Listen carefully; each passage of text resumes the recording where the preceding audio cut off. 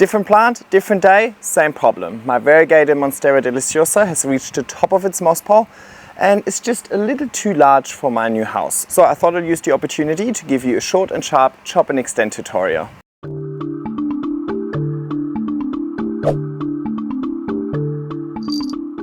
Chop and extend is a method I have done many times. It's basically a way to keep my plant at a manageable height while still continuously growing the plant up a moss pole to continuously see an increase in leaf size and maturity. For the chop and extend to work, you need a plant that has reached the top of its moss pole and has thoroughly rooted into the pole. You can see over here the top node is no longer attaching to the moss pole. So there's all of these roots coming out of the node that have nothing to attach to.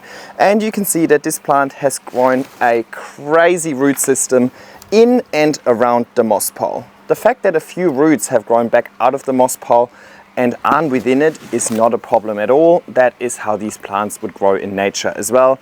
They would have plenty of aerial roots, but the majority of the roots coming from the stem that have grown into the moss pole have actually turned into water roots, being able to absorb water and nutrients. And those are the roots that we're going to take advantage of when it comes to the chop and extend. Those are the roots that are going to keep the plant alive and thriving and continuously growing, despite the fact that we're going to give it quite a substantial chop in a minute. Once chopped, we need a pot to put it in. I'm going to use a 20 centimeter pot and I'm going to use my chunky aeroid mix to pot up the plant, and I've got a special video on that which is always linked in the description. And of course we need a moss pole extension and some sharp scissors. So let's go. Step number 1 is cutting the plant in between the stem, which I have already done. Over here you can see I chopped a little gap in between the stem, and that was just this morning, so I had about 5-ish hours to dry out.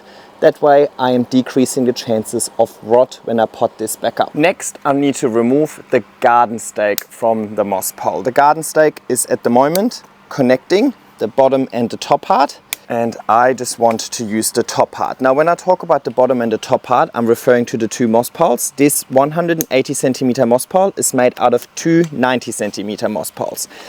And that is exactly where I'm gonna cut. These two 90 centimeter moss poles were connected via cable ties when I initially extended it. So I'm now chopping these. Now, if there were no roots within the moss pole, this would now just come apart. I should be able to just slide the top off the bottom. But of course, there's plenty of roots that are connecting the top part of the moss pole with the bottom part of the moss pole. And that's a little more challenging with this plant than with any other plant I've experienced before, because this plant just has rooted like crazy. So to get on top of this, let me just remove the garden stake first so I get better access. And we're going to reuse this garden stake when we extend it later on. Trying to find roots that come from the top that go into the bottom, because those are the roots that will continuously connect them despite the fact that I chopped everything. So for example, this root starts here and then it goes back in over here. If I cannot pull the root out, because these are pretty thick and pretty heavily anchored in there, I'm just going to chop it. It's okay. They will recover. They will actually regrow. I'm more worried about the bottom part of the root that is now stuck in the bottom part of the pole without being connected to a plant. That will rot. But that's okay. I'm going to take the bottom part apart eventually anyway, and probably propagate individual cuttings. Now, where else? This root goes all the way into the pot. Look at that. Good one to save and pot up. What about this root? I don't know where you're coming from. We might just have to be a little savage with this plant because it seems very well rooted in here. Alrighty, what I'm gonna do is I will just chop right through the pole over here, including any roots that might be impacted by that. Here we go. You can see stuck on this root. And here we are. Okay, moving on to step 2. Now, of course I want to continue with the top part. The top part is the part with the newest growth, the most beautiful growth, the freshest growth, the largest growth, that is the part that I want to continue with, and I am ensuring the continuous growth of this plant and the continuous maturity of this plant by having this large root system. So it's not like taking a normal propagation where you just take a little cutting and then the cutting needs to re-establish the root system first.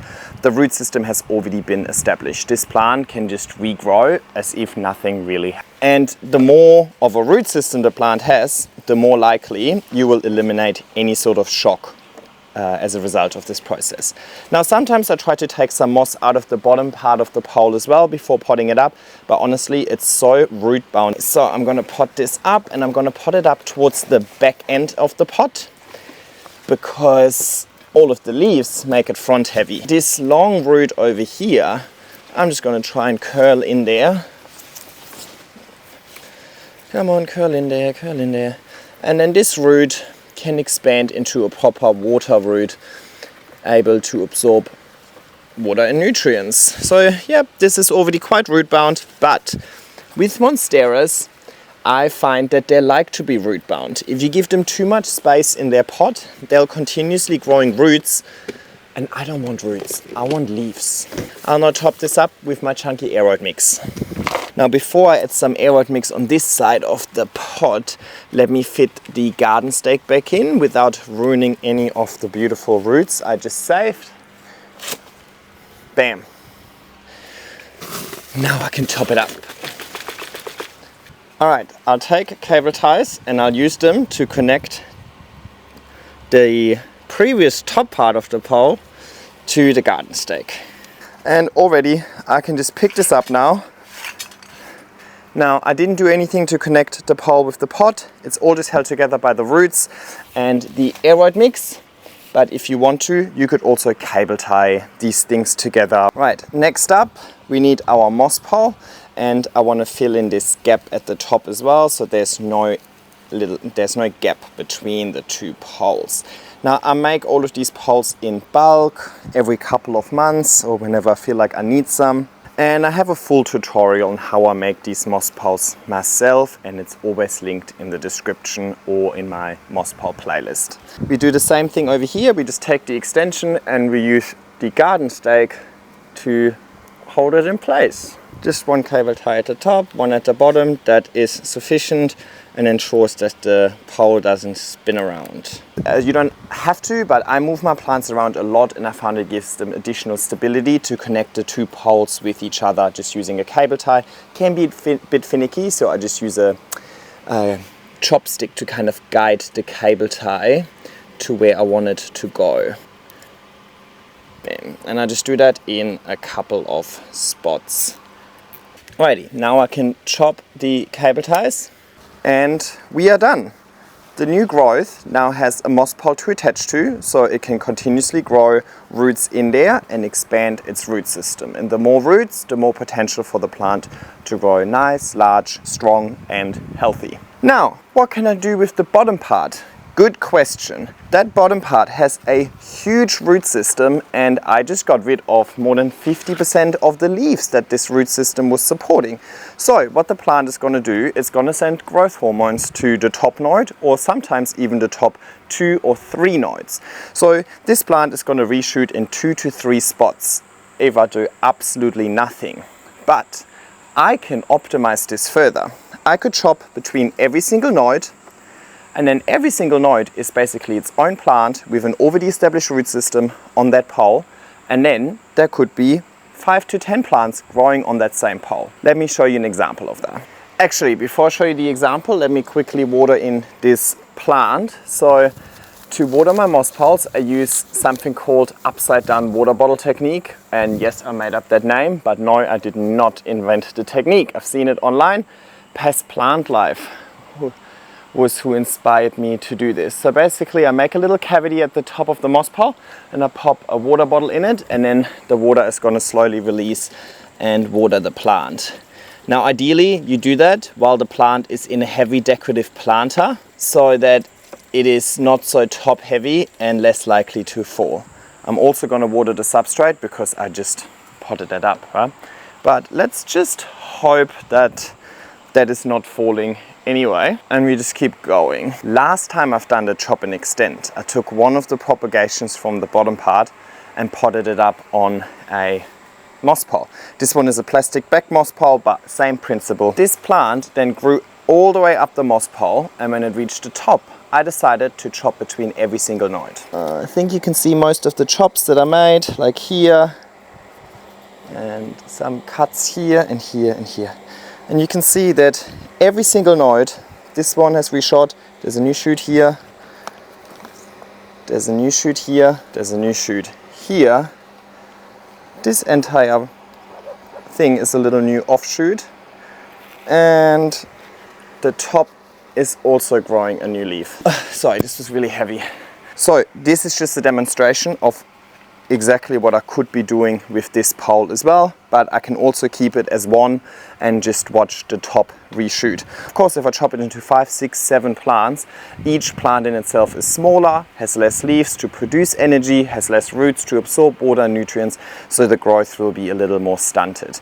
If I keep it as one big unit, it has quite a lot of leaves that can contribute to photosynthesis. It has a large root system to absorb water and nutrients, so the new growth will be quite large, or hardly any reduction in leaf size. At least maybe the first one might be slightly smaller, but it should recover really quickly. So if you don't want your plant to revert back to growing smaller leaves, doesn't matter which one of the 3 we're talking about, the principle is always the same. You want to make sure that your plant has a root system available that is in proportion to the size of the plant in the first place. Because each node has grown their own root system in and around the moss pole, with my chop and extend technique, my cuttings, doesn't matter if I chop it in half, if I chop it in thirds, or if I chop it in single node cuttings, the root system will always be in proportion to the size of the cutting that I take. Now the only question is, how large of a cutting do you want to take? The smaller the cutting, the more likely it will revert to smaller growth. That's why I take fairly decent sized cuttings. They're 90 centimeter cuttings, a full pole worth of a cutting, because in my opinion this is the perfect balance between cutting it and giving it more room to grow again, but still keeping a decent sized mother cutting in the first place to stop it from reverting. I hope that made sense, and if it didn't, then maybe just have a look through my moss pole playlist. I talk about these concepts quite frequently. Alright, I'll let this do its own thing. I wanted to keep it short and sharp, so I'll end this over here. I hope this was informative and or helpful to you. Like, subscribe, leave a nice comment, and I'll see you in my next video. Bye!